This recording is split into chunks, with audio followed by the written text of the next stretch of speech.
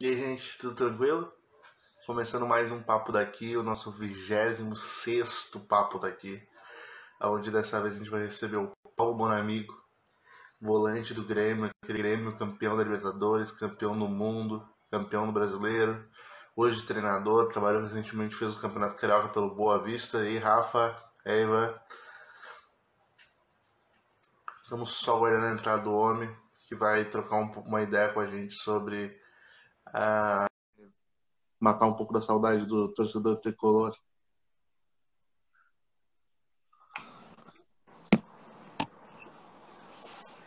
Tudo certo, meu amigo? Ô, Guilherme, tudo bem? Grande prazer, rapaz, estar falando contigo aí.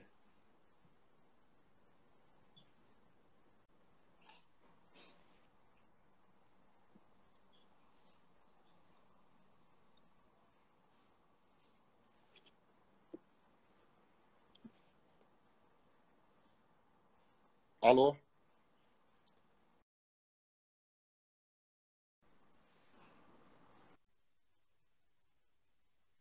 Opa, tudo certo, meu amigo? Tudo bem, Guilherme? Deu uma travadinha na internet aí, mas tá tudo ok. Opa, queria começar te agradecendo por ter topado esse papo de matar a saudade do torcedor gremista. Ah, rapaz, que bom. Bom estar falando com vocês, gaúchos aí, cara. Pô, muito bom. Essa pandemia, uma das coisas positivas foi isso, de poder conversar, contar nossas histórias, rever alguns jogos, agradecer a muitas pessoas nossa trajetória, né? Então, a pandemia a gente tem que fazer tirar um fator positivo nesse momento, né? E como é que está sendo esse momento para ti aí? Eu sei que tu tá trabalhando em Boa Vista aí no Rio, voltou o Campeonato Carioca e tudo mais, mas como é que foi esse momento de pandemia, isolamento? Como é que tá a tua vida aí?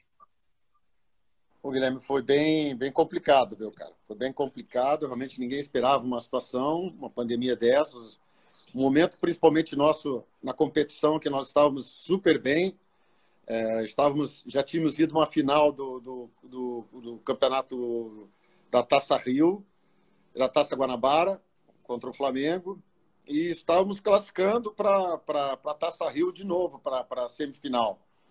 No momento que deu a pandemia, evidente, tivemos que ficar 3 meses extremamente isolados, e tanto eu como a minha família aqui, todo mundo cumpriu rigorosamente os critérios de ter o distanciamento, procuramos ficar. E na volta, evidente, igual que era antes, né? Primeiro, porque perdemos alguns atletas importantes em termos futebolísticos, né?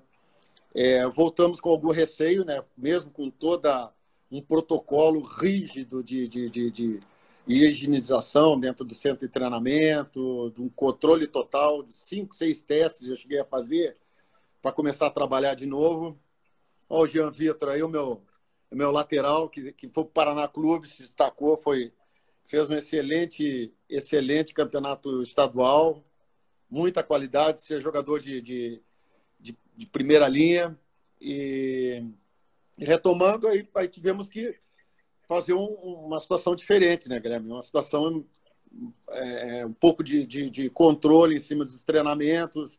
Começamos com treinos individualizados, e com 10 dias nós já tivemos que o Campeonato Carioca foi o primeiro campeonato a ser disputado, então foi uma preparação totalmente atípica, até um pouco antiético da minha parte falar. A questão do Flamengo já está, além da potência que já estava um bom tempo treinando, e nós sabíamos que nós íamos enfrentar o Flamengo na sequência. E aí fizemos 2 jogos complementares, empatamos com a Portuguesa, um jogo absolutamente normal, assim, as duas equipes despreparadas, voltando assim 10 dias de treinamento depois de 3 meses. É diferente de ficar 30 dias parado e tu ficar 3 meses para depois 10 dias tu começar a jogar. Então, completamente fora de ritmo. E aí fizemos jogo com o Flamengo também, que foi praticamente um jogo de ataque contra a defesa, em uma situação de muita dificuldade para nós naquele momento. E acredito que, obviamente, tu já trabalhou em times com estruturas maiores, estruturas menores, mas o Boa Vista tem uma estrutura um pouco menor que os 4 grandes do Rio. Para um time com uma estrutura um pouco mais reduzida é ainda mais difícil esse retorno, né? Não, em relação às condições de trabalho que o Boa Vista oferece, são boas, viu, Guilherme? Nós do Sul, a gente não conhece muitos clubes do futebol do Rio de Janeiro, mas os clubes estão procurando arrumar o Elinho aí, grande Elinho, gente fina, foi meu atleta, espetacular, um grande abraço ao Elinho. Então, Guilherme, aí, não, porque nós treinamos aqui pertinho do Rio de Janeiro, então o Boa Vista alugou, joga em Saquarema, cidade pequena no Rio, treina no Rio de Janeiro. Então, nós ficamos no Rio, praticamente ficamos a 30, 40 minutos ali do Recreio de Bandeirantes, tem um centro de treinamento da Safed, que em termos de estruturais, é fantástico, um dos melhores centros de treinamento do Rio aqui, talvez só o Flamengo tenha, nesse momento, uma condição melhor de treinar. O problema mais foi a questão de tu manter o time, né? Nós perdemos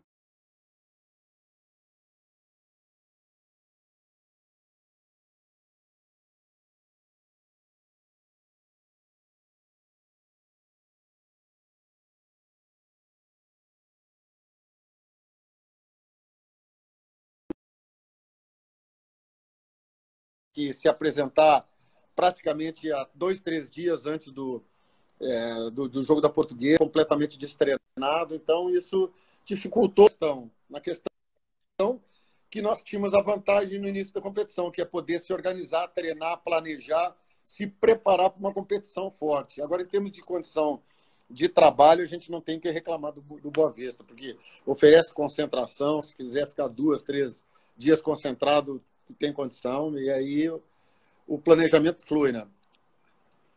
Bom, amigo, a gente viu que agora, por causa da questão de sem futebol e da pandemia, aqui no Sul começou a fazer as transmissões, as reprises de jogos antigos do Grêmio e do Inter. Entre eles, jogos como a Libertadores e o Mundial do Grêmio, lá dos anos 80. Como é que foi para ti rever esses jogos, ou uma nova geração de torcedores do Grêmio te conhecerem, daqui a pouco uma galera que não estava viva naquela época, que não acompanhava futebol naquela época, só tinha ouvido falar do Bonamigo, poder relembrar o jogador? Isso é bem bacana. Esse é o fator positivo da pandemia. Mas eu, Guilherme, eu tive uma fase assim na carreira do Grêmio, no meu início, principalmente, acho que eu sempre ressalto nas lives que a gente está fazendo, assim, o Grêmio no início da década de 80 foi uma equipe que era uma equipe grande, mas não era gigante como é atual. E nos anos 80, ela que começou a se transformar numa equipe gigante, com conquista de Libertadores, 2 brasileiros, vice-campeão da Libertadores, 6, 7 títulos estaduais, começou a fazer torneios internacionais na Europa, que normalmente só as equipes campeãs da Libertadores que iam. Então o Grêmio usou uma filosofia da década de 80, graças, evidente, aos seus dirigentes extremamente competentes na época, que a gente tem que enaltecer nesse momento, e aproveitando a oportunidade, Fernando Zacoteg, Volmir, Seu Rocha, Paulo Lumumba, Jaime Schmidt, o pessoal da categoria de base, que deu uma força enorme, que o Grêmio veio na década de 80, surgiu muitos jogadores formados dentro do Grêmio porto-alegrense, aliados esses grandes presidentes da época, Fábio Koff, Eldorado, enfim, vou cometer injustiça de esquecer alguns, mas foi bem interessante que o Grêmio começou a ganhar essas conquistas na mescla de jogadores, 4, 5 jogadores consagrados no cenário nacional, como Deleon, Paulo Isidoro, Batista, Leão, mesclado daí com jogadores formados dentro do Grêmio, China, Casimiro, Baidec, Bonamigo, Renato Gaúcho, Valdo, Caio Júnior, Raul, olha, João Antônio, olha, tantos jogadores formados, Odair, Flávio Roberto, tantos jogadores que deram fruto na época e que fizeram o Grêmio cada vez mais gigante nessa época. Então, essa história do Grêmio foi bem interessante. Pena que quando eu surgi na década de 80, a Libertadores de 83 foi uma Libertadores que eu participei no início, mas eu tive uma fissura na minha perna, eu tive uma fratura no perônio e fiquei de fora da final da Libertadores, fiquei de fora da semifinal da Libertadores, das partes finais da Libertadores, que seria importante. Eu tinha 22 anos, era novo ainda, mas já estava numa fase que 82 foi um ano que eu surgi muito forte dentro do Grêmio, me destaquei no Campeonato Brasileiro e aí eu perdi essa fase especial dentro do Grêmio. Eu tive uma afirmação assim dentro da equipe e a partir de 84 em diante até 89 foram 5 anos onde não tive tantas lesões e consegui ter uma regularidade em termos de performance e atuação.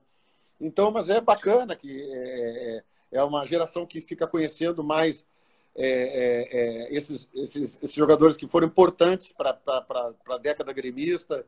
E eu sempre ressalto, olha, eu morava numa caverna dentro do Estádio Olímpico e ali era 100 atletas sempre com sonhos gigantescos de vestir aquela camisa tricolor e muito poucos, a gente sabe que muito poucos conseguem vestir, mas extremamente competitivos, com jogadores formados assim com uma mentalidade desse Grêmio imortal que é hoje. A gente sabia que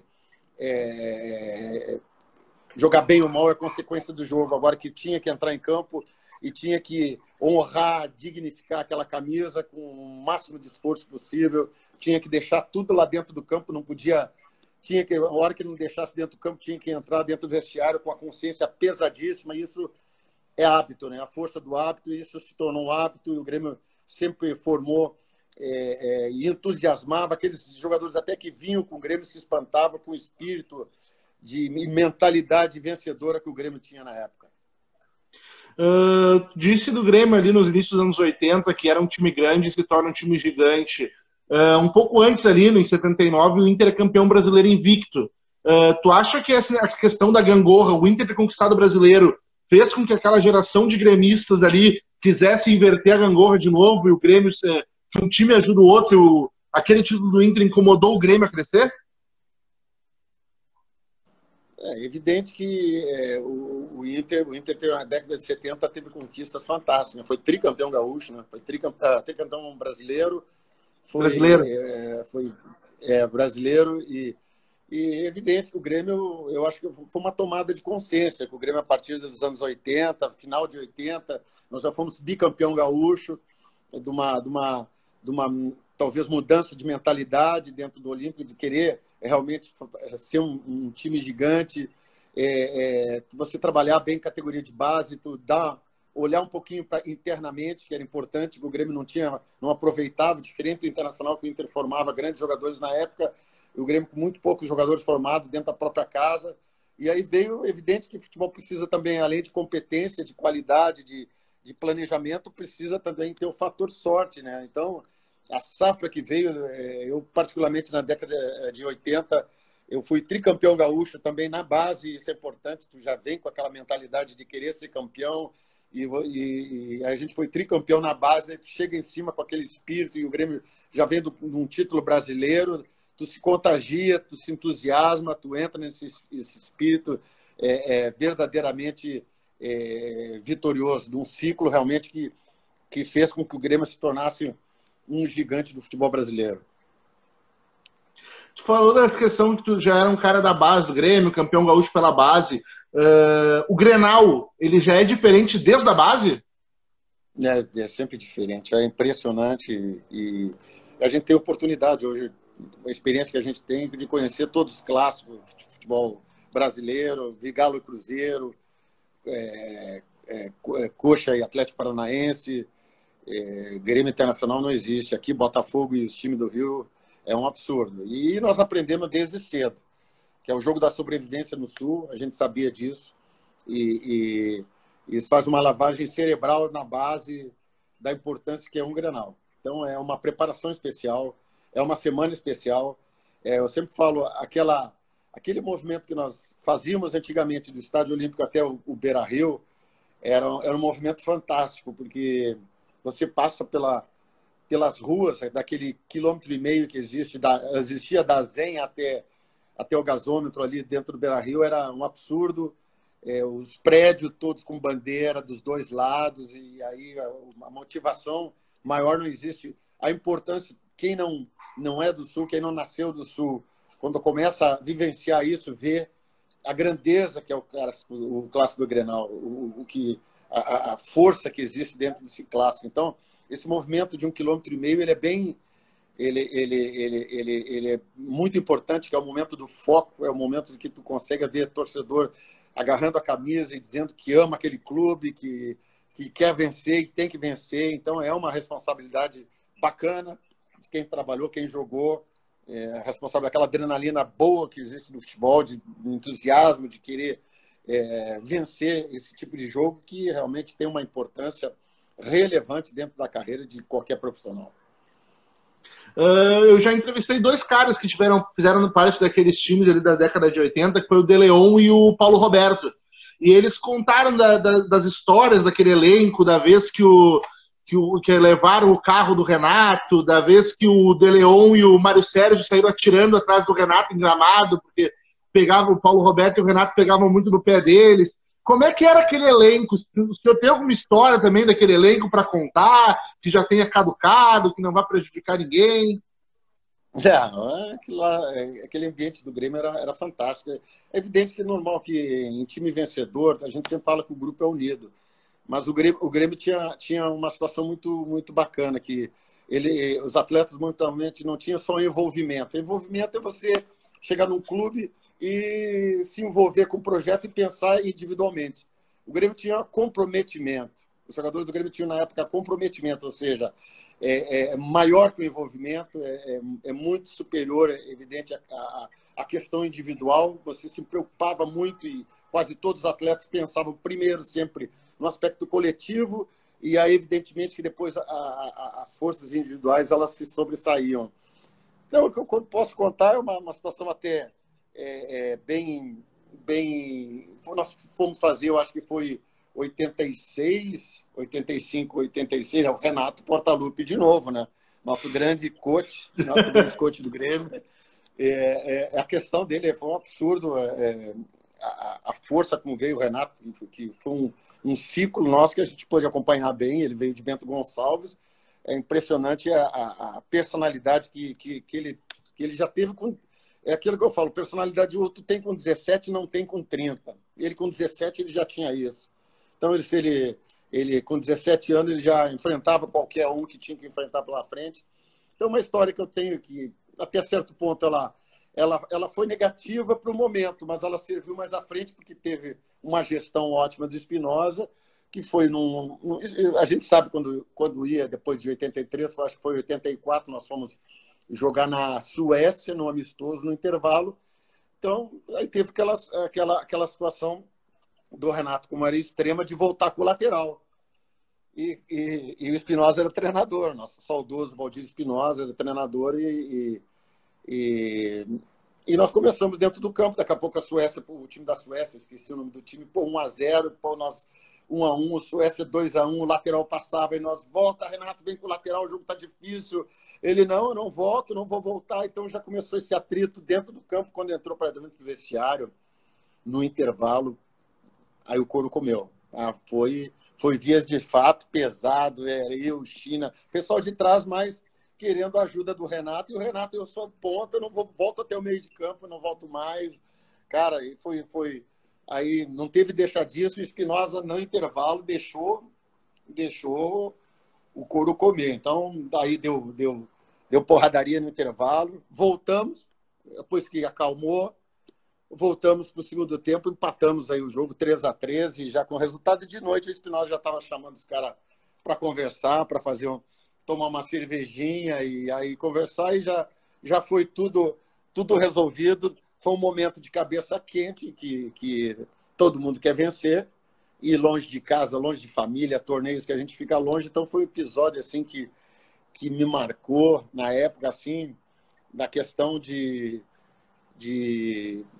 história desse grupo, campeão do mundo, um pouquinho depois, na década de 80. E aquele time, pelo que eu vi, eu até estava dando uma outra entrevista sua também, ele era um time que, assim, né, teve até uma vez que o Renato também cobrou o Caju de correr mais, de vamos lá, tem que pegar junto. Esse time era todo mundo tão amigo que todo mundo também se cobrava para cada um dar o seu melhor e poder conquistar, né? Não, impressionante. A gente cobra do absurdo que o Renato em Tóquio voltou com o lateral, resolveu o jogo na frente. resolveu o jogo na frente e ainda foi taticamente fundamental, ajudou a equipe. E isso foi um fato que aconteceu na véspera do jogo. É a questão do dois toques, aquele último treinamento que antigamente se fazia da partida principal. E aí teve uma desavença normal, né, gozação do time que perdeu, do time que jogou. E aí houve uma cobrança mais forte do Renato, né?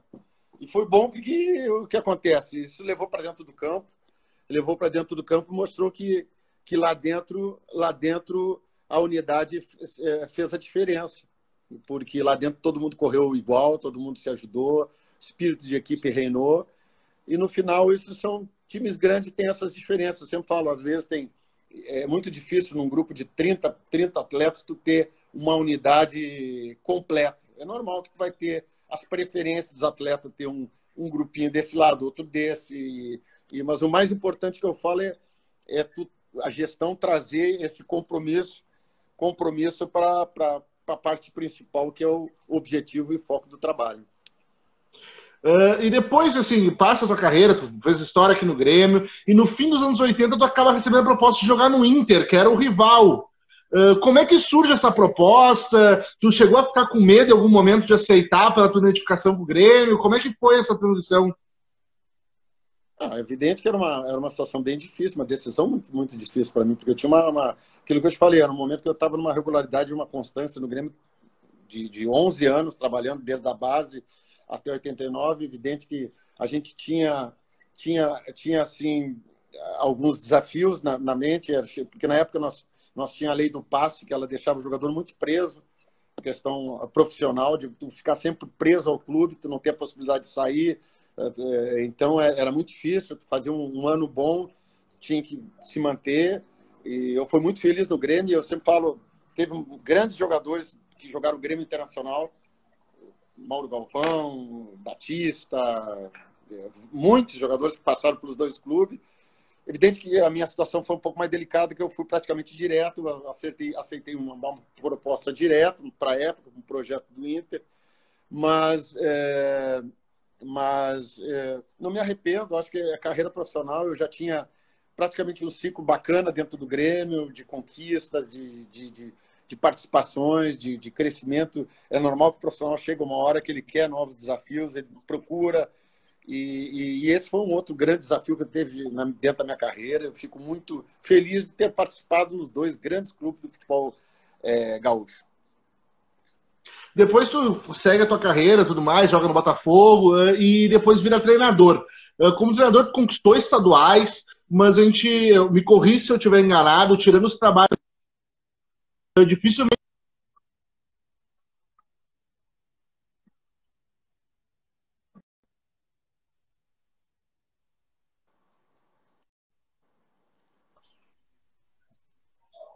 Voltou. Oi, desculpa, tinha caído. O senhor me escuta? Estou te escutando.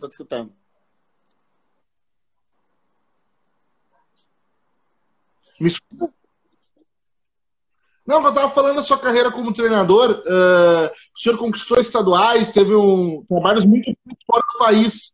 Mas aqui no Brasil, eu sinto, eu me corrijo se eu estiver enganado, que faltou trabalhos longos. Muitas vezes, um resultado ruim já era motivo para demissão. A gente vê que isso é uma constante em outros clubes no Brasil e não em outros países.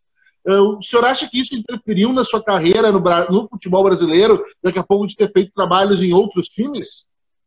É evidente que aqui no Brasil a gente mata um leão por dia, né? O técnico, a duração de um planejamento é 3 jogos, né? São 3 jogos. A gente tem uma fé muito grande, tem uma esperança muito grande. Hoje nós estamos numa federação, a gente está discutindo muito essa questão da gente ter gente mais profissionais, tanto na parte administrativa, os executivos que têm chegando aí, tem muitos, são executivos extremamente preparados justamente para melhorar a questão das escolhas, do clube saber escolher bem os profissionais para dar condição de tu seguir planejamento. Eu tive a oportunidade de trabalhar 2 vezes fora do país e todas as vezes que eu tive longevidade, eu tive a condição de seguir planejamento, a conquista apareceu. Tanto fora fora do país, nos Emirados, lá que normalmente fiquei 7, 8 anos trabalhando, em E conquistou vários títulos nacionais lá, né? Consegui 2, um internacional e um nacional. Então, e aqui no Brasil, alguns títulos regionais.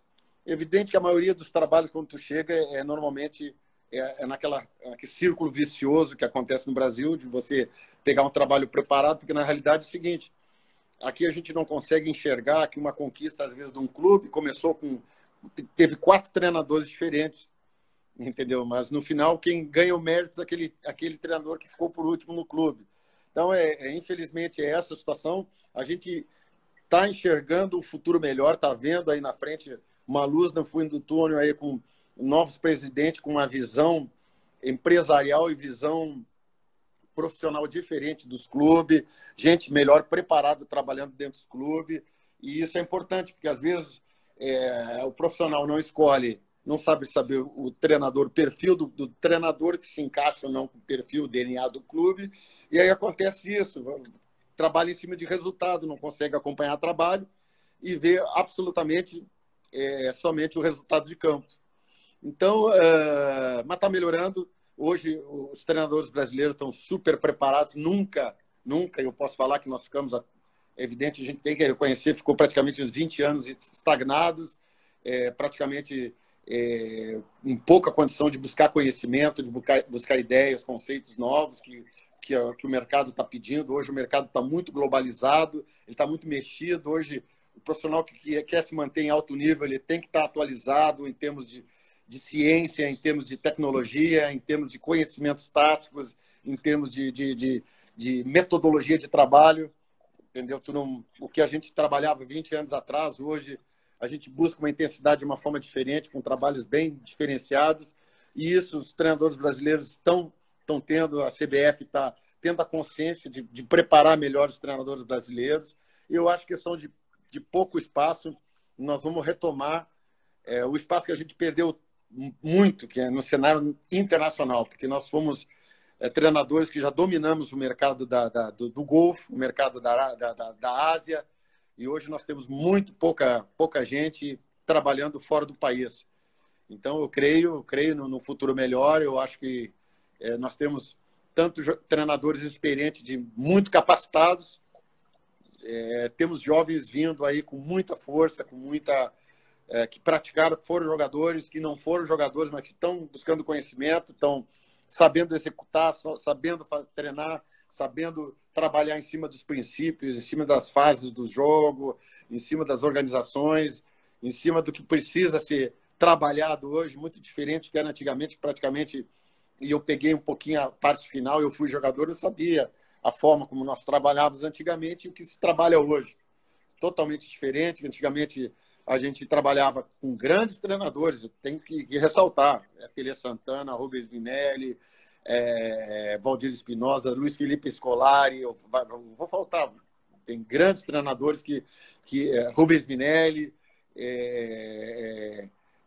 Carlos Castilhos, assim, cada um dentro da sua ideia, do seu conceito, do seu modelo de trabalho, mas hoje o trabalho está bem diferente. Hoje tem que estar atualizado, tem que fazer curso na CBF para se preparar, para poder montar o time do jeito que intenso e organizado, do jeito que precisa, porque hoje a tática, em função evidente da diminuição do talento, que hoje a gente que tinha de talento antigamente, treinávamos diferente, evidente, com exercícios mais, os trabalhos convencionais, onde a gente buscava muito mais a resistência, e hoje os trabalhos mais periodizando taticamente, hoje se busca mais a condição de intensidade, de velocidade, de ritmo. Então, mais do que nunca, você tem que ter um time organizado em campo, taticamente, senão você fica para trás, porque hoje o conjunto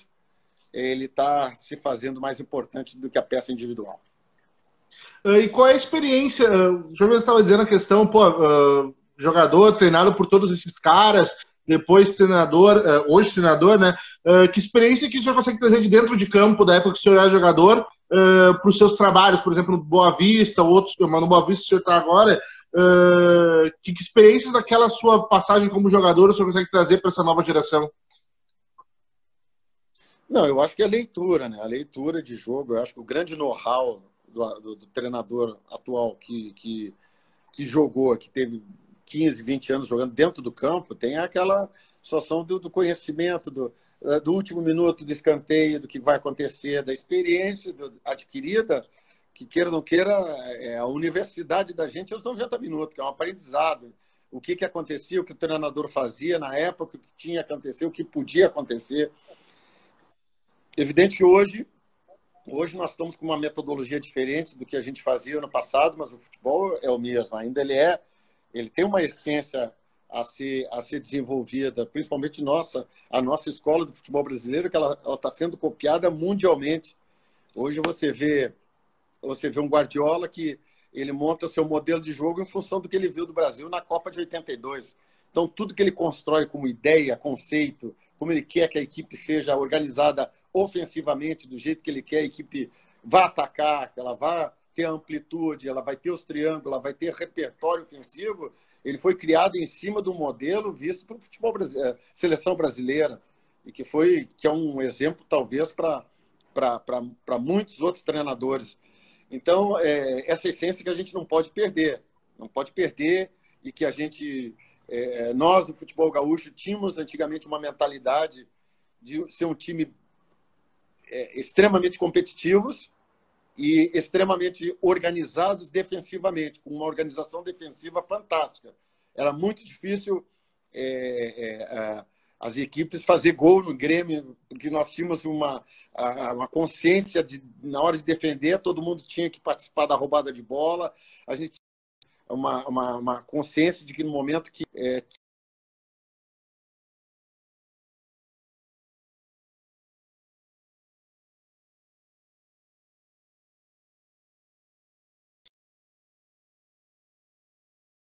um preparo físico muito forte, um time muito reativo, de contra-ataque, sempre com jogadores muito velozes, e normalmente com um time vencedor, com treinadores com perfil. O caso o grande Enio Andrade era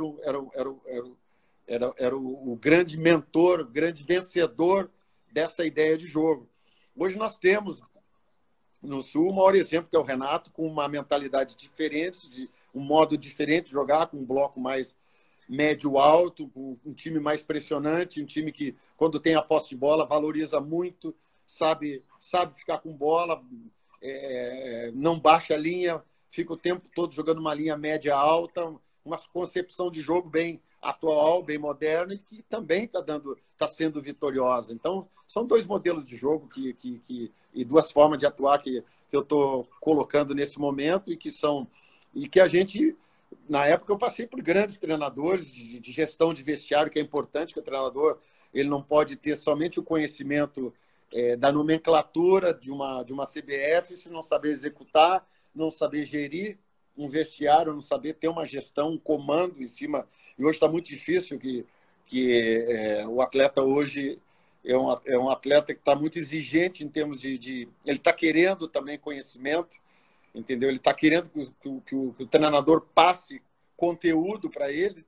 Então, muitas vezes, ele requer isso, e você tem que ter gestão, tem que ter pulso firme para saber comandar.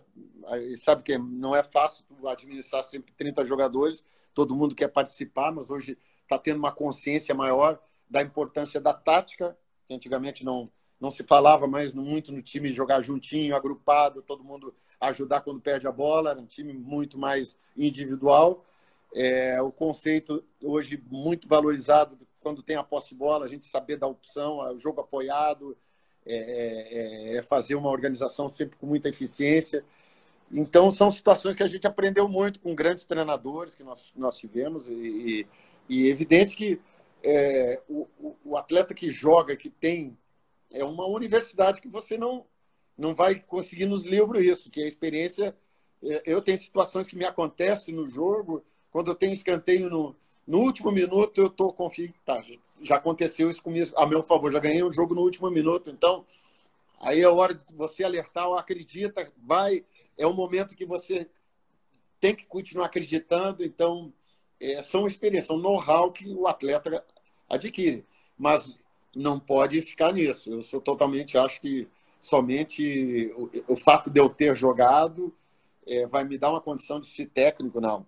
Eu acho que tem que ter uma preparação, vai ter que ter a parte teórica, tem que ter gestão, tem que fazer cursos, especializar. Na época, nós tinha um curso ótimo aqui no Rio de Janeiro, de 4 meses, que a gente fez no Exefex, Escola de Educação Física do Exército, 4 meses de um curso rígido, com 50 alunos ali gabaritados, tudo valendo nota.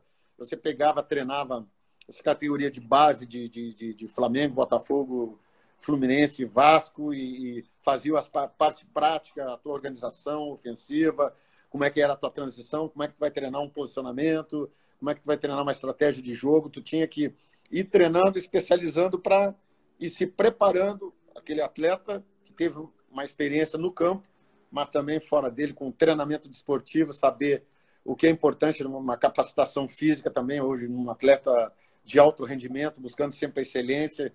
E hoje a preparação física está integrada junto à bola, do jeito que você está treinando hoje, buscando essa combinação que está sendo perfeita.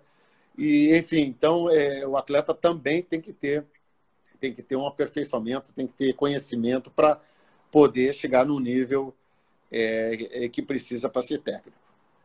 A gente sabe que esse ano é um ano atípico, né? Tem toda a questão da pandemia que a gente está vivendo, mas como é que o senhor projeta essa temporada e a sua carreira também mais para frente? O que o senhor pensa para esse ano e o que o senhor pensa para os próximos anos?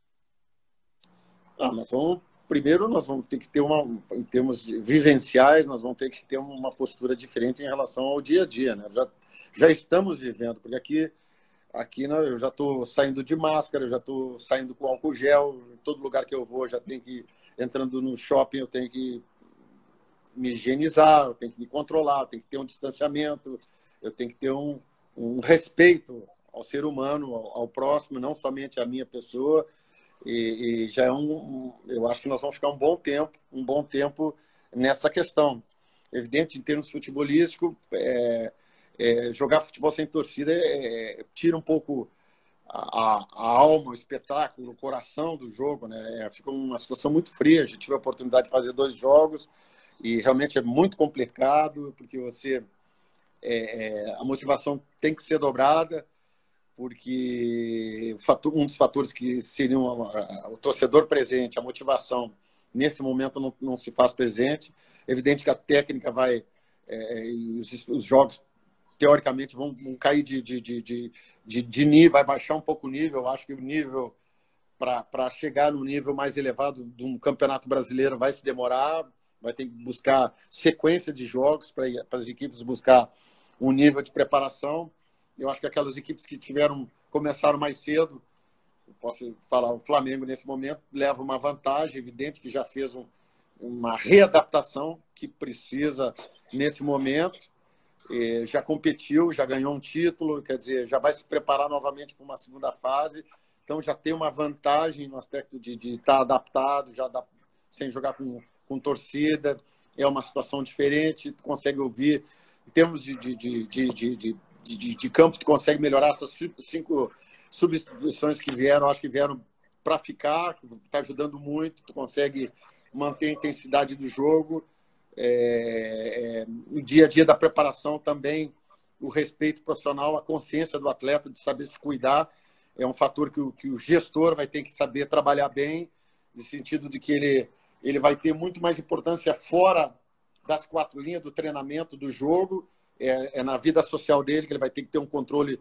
bem mais rígido em ir a restaurantes, ir a lugares fechados.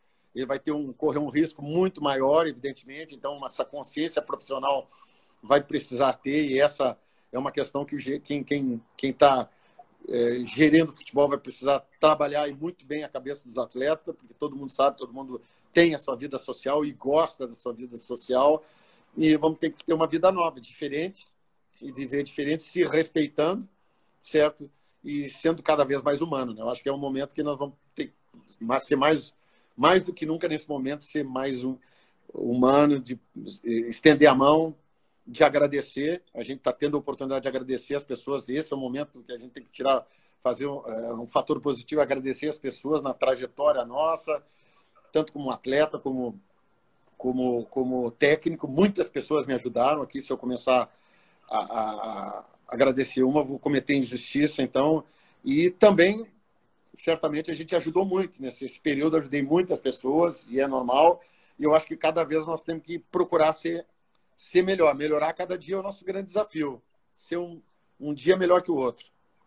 E para sua carreira como treinador, hoje o senhor permanece no Boa Vista? O senhor, o que o senhor pensa para os próximos tempos? O senhor pensa em voltar a treinar o Grêmio de novo? Não, na realidade agora o Boa Vista ele tinha hoje para calendário esse ano, foi um convite do presidente do gestor Boa Vista,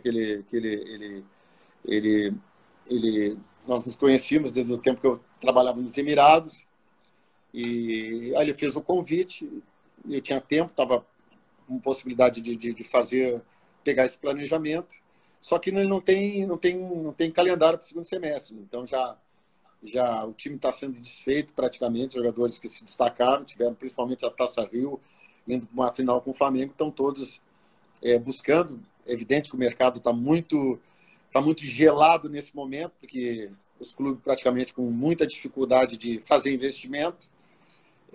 Hoje, certamente, os clubes estão olhando muito para dentro de si, para tentar resgatar algumas situações do que propriamente fazer investimento fora, porque realmente o prejuízo financeiro foi muito grande. Então, é um momento em que nós temos que ter paciência de novo. Eu tenho a possibilidade de eu voltar para fora do país. Eu já não tinha tanto essa ideia de querer retornar ao mundo árabe lá, porque a porta ficou bem aberta lá. Ficamos 6, 7 anos conseguindo ótimos resultados.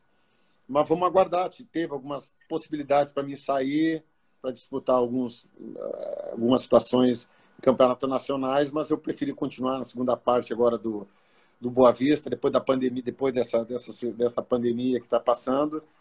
E estou no aguardo agora do mercado. A gente já está mais de 40 minutos conversando. Queria saber se antes da gente encerrar eu podia fazer um bate-bola rapidinho contigo. Vamos lá, cara, pode fazer. Qual é o teu ídolo no futebol? Poxa, eu tive um ídolo no futebol. O que acontece? A gente tem um ídolo no futebol quando eu era menino, que eu torcia, era o Paulo César Carpegiani. Esse era o meu ídolo no futebol.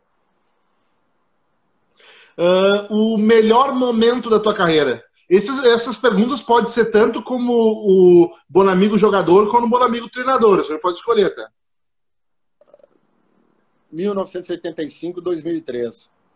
Campeão gaúcho, fiz gol no Tafarel, título 85 e 2003. Campeão invicto, Curitiba, classificação do Curitiba, Libertadores da América.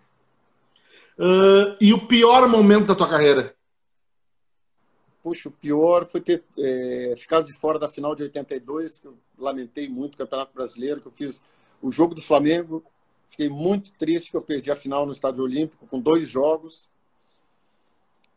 A classificação do Inter na Libertadores, na semifinal com o Olímpia, foi o terceiro momento, o Grenal do século. 3 momentos assim que serviram de lições, mas foram marcantes negativamente na minha carreira.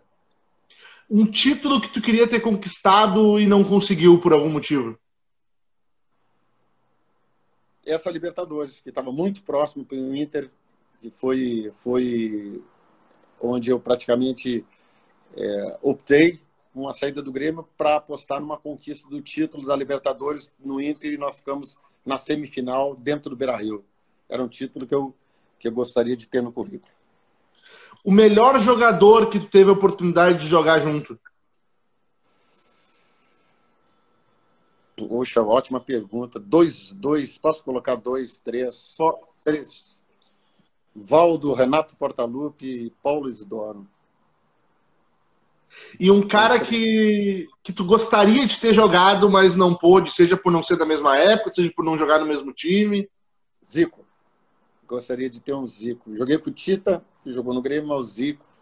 A gente marcou muito o Zico. Na época nós fazíamos muito clássico, Grêmio e Flamengo. Eram os 2 times fortíssimos da época. E o Zico era um cara assim, diferenciado. E o cara, já que tu falou de marcar o Zico, qual foi o jogador mais difícil de marcar que tu teve na tua carreira? Rivaldo. O Rivaldo eu peguei com 35 anos. Por isso que foi mais difícil, né? Poxa, perna comprida, difícil de marcar. Rivaldo, olha que dificuldade. Tu acha que ele é muito rápido, perna comprida, caramba, tu dá carrinho, não consegue pegar, e dá carrinho longo, curto, médio, olha, ele era muito intenso. Se tu não tivesse sido jogador de futebol, o que tu teria sido? Nossa, mas que pergunta difícil, porque o futebol chegou muito cedo na minha vida, desde pequeno. Eu sempre fui. Eu chegava, quando eu falava para a mãe que tu imagina na década de 70 tu falar que queria ser jogador de futebol, onde a maioria dos jogadores de futebol eram tudo cachaceiro, bêbado, era mal visto em tudo que era lugar, cidade pequena, cidade nossa de cultura, nossa classe média, baixa. Tu falar que queria ser jogador de futebol, ela tapava a minha boca, não devo dizer, eu quero. Mas ela foi a responsável, minha mãe foi minha responsável por me dar a liberdade de conhecer uma bola. Uma bola foi uma paixão muito cedo, né? Jogar bola, liberdade de ir para campo, jogar. Então Nunca chegou a passar pela cabeça outra profissão, assim? Não, engenheiro agrônomo. Eu acho que eu ia trabalhar meio... Porque eu fui muito perto de campo, assim, certamente ia partir para uma coisa que eu gosto muito de mexer com campo. Qual o jogo da tua vida? Teve alguma partida que tu fez que tu considera que foi uma partida perfeita, onde tu acertou tudo, onde veio o resultado, aquele jogo que ficou para a memória? Eu acho que foi o Grenal, esse 2-1, eu acho que foi a melhor partida que eu fiz na minha vida.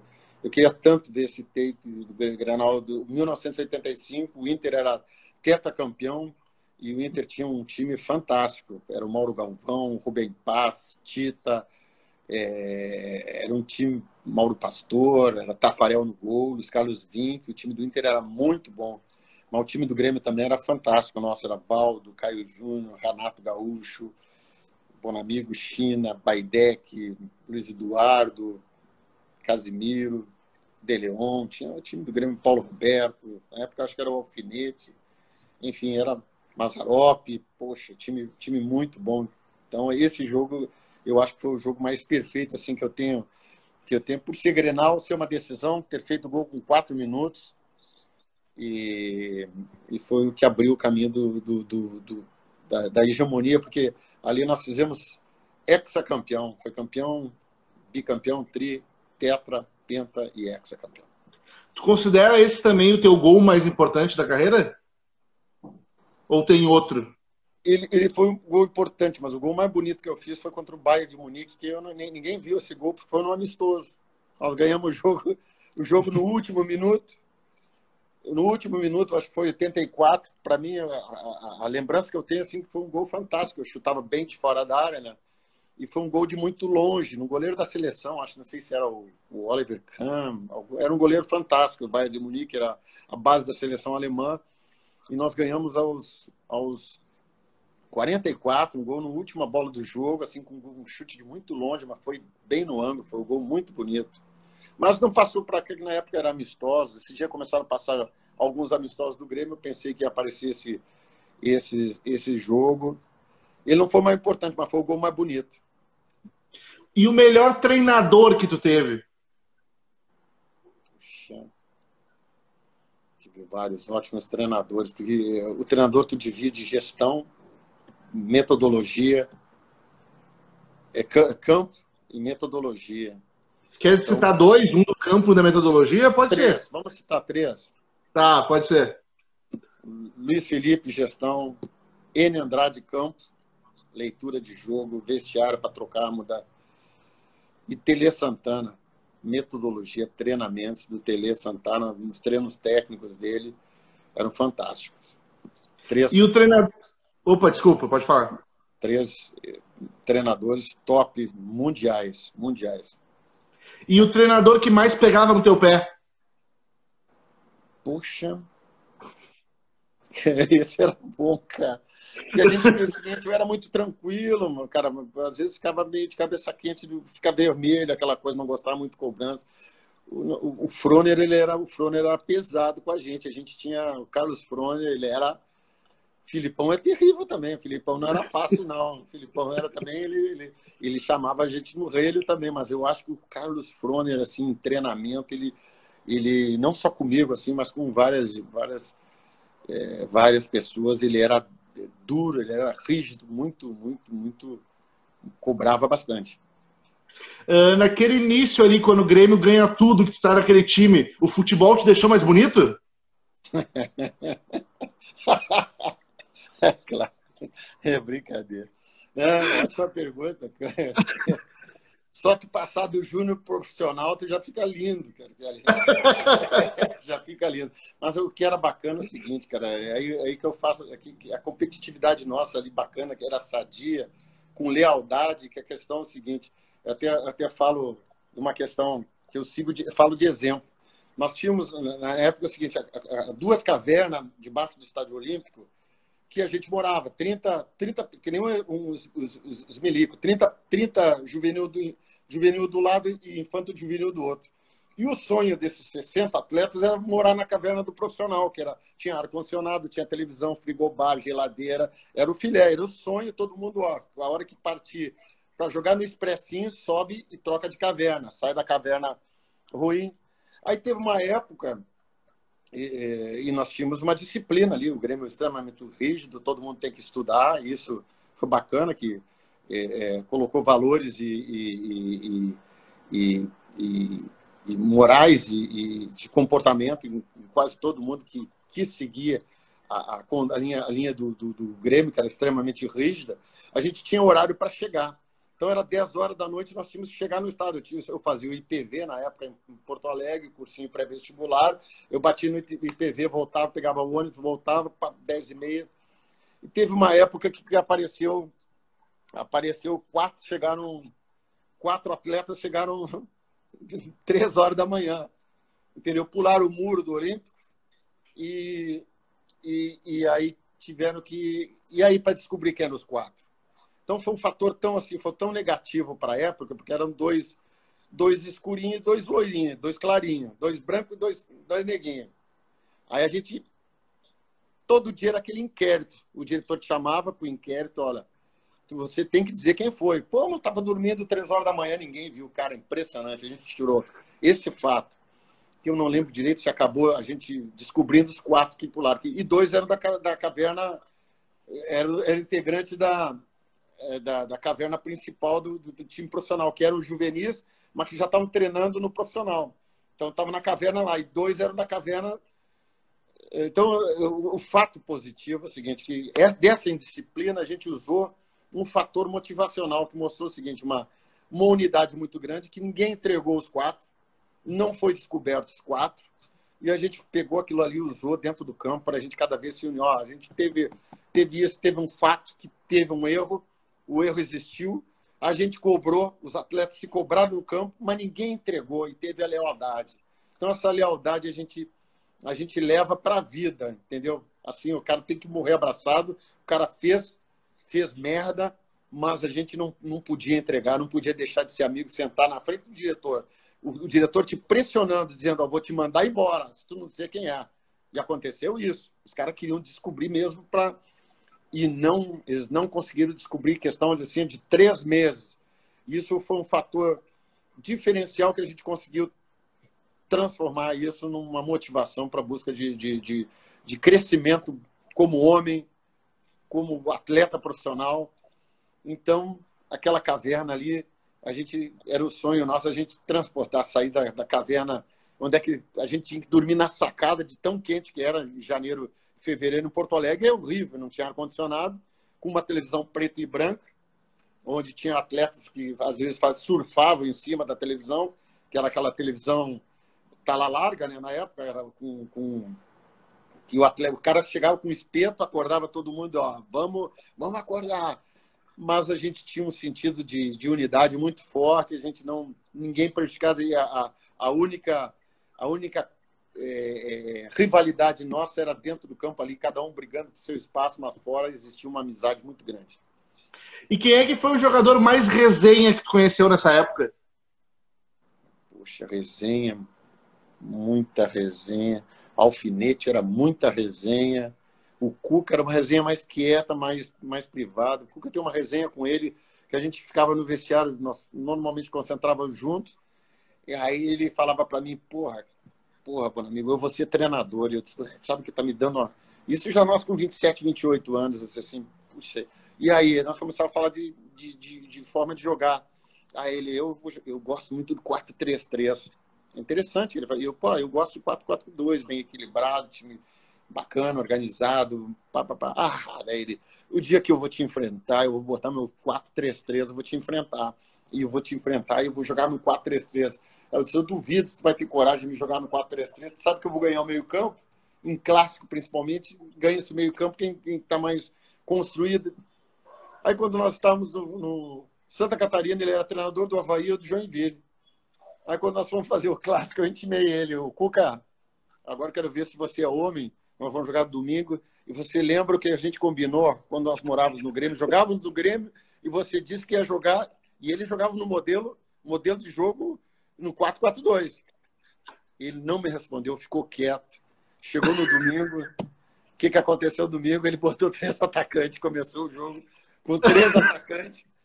E começou o jogo com 3 atacantes. Ele cumpriu a palavra. Disse assim, pô. Mas ele convida, ele fez 1-0. Com 20 minutos ele pegou e trocou, tirou o cara que ele botou e recuperou no meio.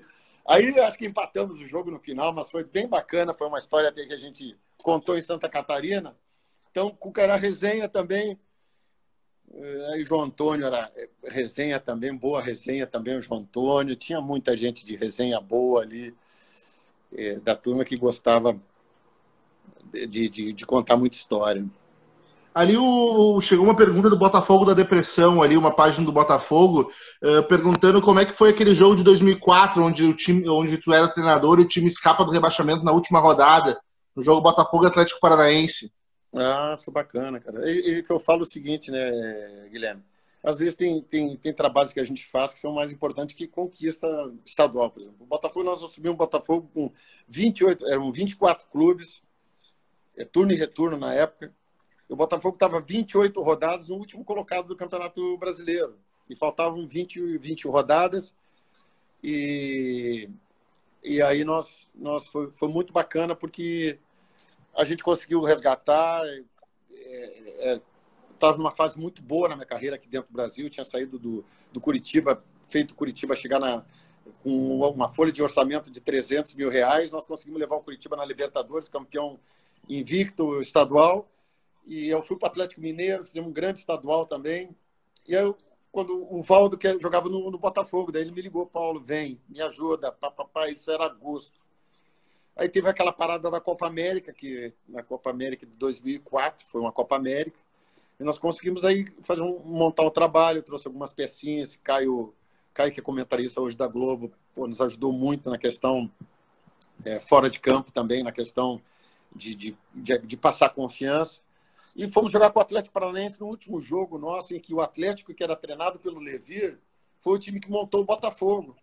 E nós não podíamos perder para o Atlético que tinha ganhado o Botafogo para ser campeão brasileiro, disputando com o Santos. Santos ou Vasco? Santos. Então, nós na Arena, o antigo Furacão 2004, o Atlético era aquele furacão de março do Kleberson, Coração de Leão, centroavante, time fortíssimo, né? Do Atlético. Nosso time, o time do Botafogo, era um time bacana. A minha prima Ellen Curva aí, participando aí que bacana, saudades da minha prima. Então, aí nós fomos jogar com esse jogo. E interessante que é o seguinte, que nós conseguimos reagir na competição, daí conseguimos algumas vitórias, alguns resultados, conseguimos sair da linha.